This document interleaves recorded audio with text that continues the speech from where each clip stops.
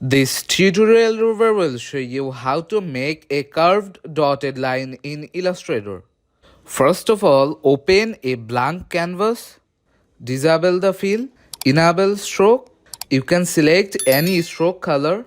Now select this line segment tool and draw a line. Now click on window, click on stroke. Now click on this option here. Click on show options. You can change the stroke width. I'm gonna selecting the round cap. Now check this dashed line option. You can change the dash value from here.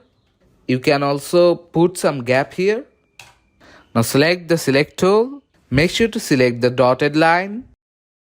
Now press on Ctrl Shift A.